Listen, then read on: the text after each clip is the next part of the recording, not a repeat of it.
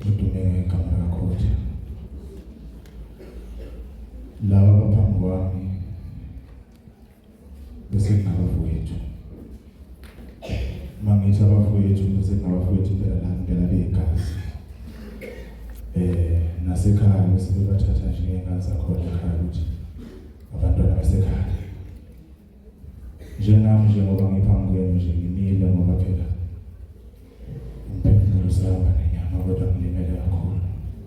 Angikazi ngibona nje yena. Ngangazi ukuthi uNkulunkulu uyangibonisa izinto ezinje emhlabeni. Ngala madoda sedlule emzimeni kakhulu. Ngibonga imindeni yabafowethu ikwazi ukungibekezelela noma kuthiwa sibuya siphethe lutho. Kodwa babe nethemba lokuthi kuzolo namhlanje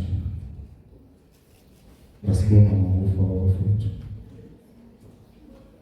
Ngilimele kakhulu angazi nje ukuthi angazi imindeni silimele bafowethu silimele usithalalala ngihlala ngendlela. Bethi mengibiza ke mina angibize ngeartist. Unkunzavava ufike kimi bekuJanuary. Umcondo ke yakhe ngizimkhulu ngoba wafika emncane wakhulela kimi. Bengisebenza nabantu abanethalente abangasebenzeli ukuthi ukuthi noma kuthiwa siyitholi lutho kodwa nje masiyibona sise stage. Into ebengifisa beyenze bazali babo ngibhlungu ngoba ayisafezekanga ngoba ngangishilo ukuthi madoda njengoba sikhulisana nje kanje nisebenza nabo ngifisa wenze lokhu nalokho mina ngeshwa ngashiwa abazali ngisemncane ngaba nenhlanhla ke ubaba wangishiya ngesalikazi esakwazi ukuthi simkhombise uthando lukaMama lo mama ebenibuza ekhuluma ethi uMakhotha. So bengibela ukuthi bajabulisa abazali bese nesikhathi ngoba ngiyakwazi ubuhlungu okushiwa umzali uthi masuna something usho ukuthi azuma usekhona ngabe ngiyamsiza ngalokho. Emndenini wakwambatha bese ngine-family enkulu kakhulu. Ugogo besixhumana naye noma kuthiwa ingane akatholi besha angifonela athi Khotha bakuphi abantwana. Ngithi khuleka gogo bahamba nami. Afone ngelinye ngathi Khotha bakuphi abantwana. Ngithi gogo cha abekho kimi. Athi uthi ngifone masinyane ngibabuza ukuthi bakuphi.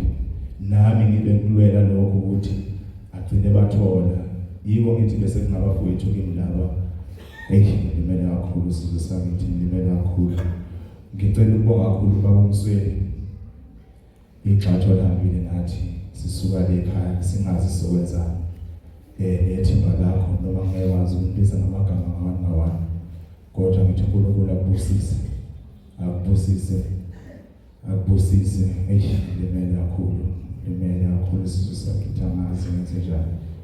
Kodwa ngicela ukuthi lobuhlobo bese sibakhile nemndeni ngicela ukuthi kungapheli asingahlukaniswa abafowethu njengoba beqale lendlela ukuthi bashiya kuyo ingapheli la ayiqhubeke.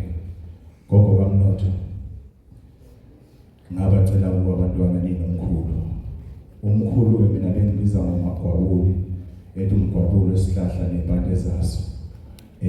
Wanginikela ngomcondo ngangiyocela mina usiphelele okumafutha mfowethu lokabanayo wasethi hayi ndoda kunomcondo la awuthathe futhi uyokhulisa mhlambe khona kungaphuma kanti ngiphi strike umcondo behlukile bengasukuthi okhulumayo bekumuntu owenzayo benethalente kakhulu kule yamuzi nje baphiwe banethalente abantwana bakhona njengoba nimbona nkuzavava akusizi isikhathi esingakanani efikile kodwa bese kwazile ukuthi adule umhlaba wonke njengoba sekunje.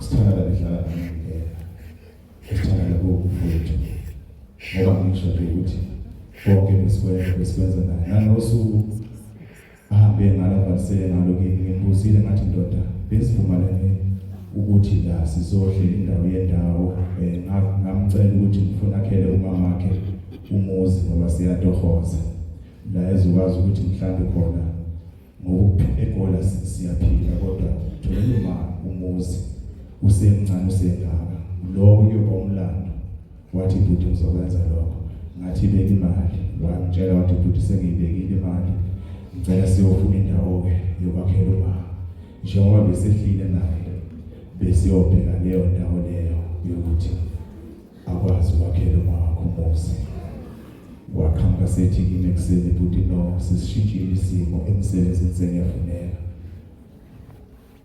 kwabo ngicela ukukhuluma naye lapho ngoba ngikhulume naye ekuseni ngaze ngakhala ngathi futhi manje iprocess esiyenzayo ayisaqhubeki ngesimo sowathi kodwa futhi ngicela ukuxolela sohlela olunye usuku so ngamanye amazwi ngisho ukuthi uma wakhe ngicela ukuthi aqine lokho bekufisa umfowethu ngaye uNkulunkulu mesipha amandla esinikeza amandla kusazoqhubeka lokho kwenzeke nasemndenini yakwambatha konke abafethu abekufisa bekushela nami izinto cha akugcini la kusazoqhubeka ngizohlezi nginabo umnyama kubo sebefana nomndeni kumina ngicela ukubonga kakhulu bafethu sithutuzeke baqina bafethu mina ke sengikhale kakhulu bese kufana nje nabafethu ngoba ngisho mina ngilimele kakhulu angazi noma ngiyophola yini kodwa uNkulunkulu uzosipha icebo lokuthi sidlule lesimo siqhubeke sinakekele umndeni ngiyabonga kakhulu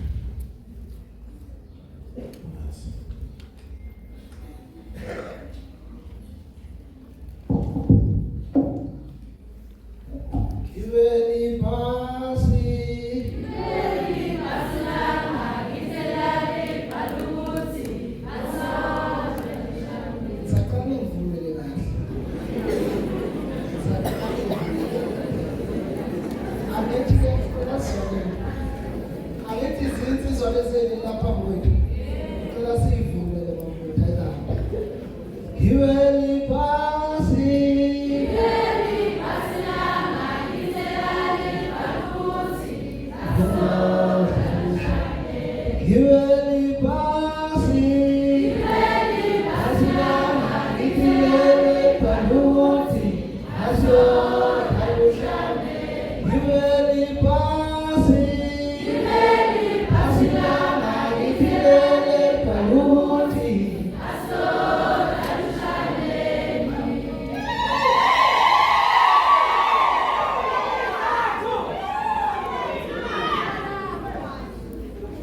ngibona.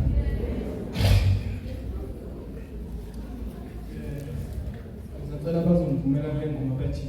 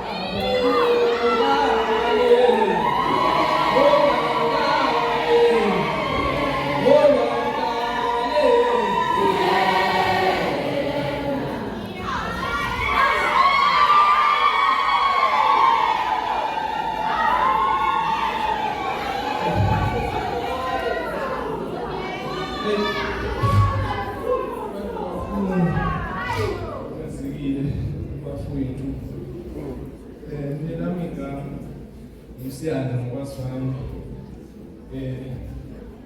umfowabo umncane abangazi ngalo kakhulu bangazi ngamaPetulu ubhuti wangithatha ekhaya wangithi eGoli sahlala naye wangena endimeni yomculo sahlangana nabo abafowethu nalabo abaleni saphila nabo kwabafowethu impela bafuna bengabafowethu impela begazi engachaza ukuthi umnotho wona umfowethu lolelela umfowethu ebengisamgcina ngaphula emafonini ngimbone nje kakhulu emafonini ngike ngicommente mangabe ngipostile ukuthi hayi mfana usazobona abantu amanje usabona abantu bedlala nje noma Petulu ekuhlanganeni kwami nomnotho sihlangane kuwo lo mdlalo lo abashiye ngawo abafowethu emva kwawo ube isikhashana esincane ngihlalile naye umnotho kodwa ke ube umfana nje ungenankinga nje engakhali ethanda wonke umuntu unini engachaza ngayo ingane enogazi ijabulela wonke umuntu ayikhethe umuntu bese kuzoba umcondo lo umfowethu umcondo eqenjini ufike kithi efuna ugrade 3 bese simust perform sesimbeke lapha phambili njobe echazile nje ukuthi cha bekuyisistrike lesi beyisitshaya ephikweni ephweni ngoba nani nebhola bese kwakho umfowethu njalo yazi ukuthi kakhulu ngoba nase practicing bena ukuvaka umfowethu kodwa ke nangabe efikile upractice into beyibuka ngani emva kwalapho impela ayilenze buwayo angiphathi ke nangabe kuzoba khona insizwe enzoyini ikhathanise nayo ukuthi angiconda ubani uzokhulula yini bevela hleka kancane bheke phansi kodwa masengene stage ayi befike enzubani bese kuzoba umfowethu usithandana usithandana ndibe naye kakhulu umfowethu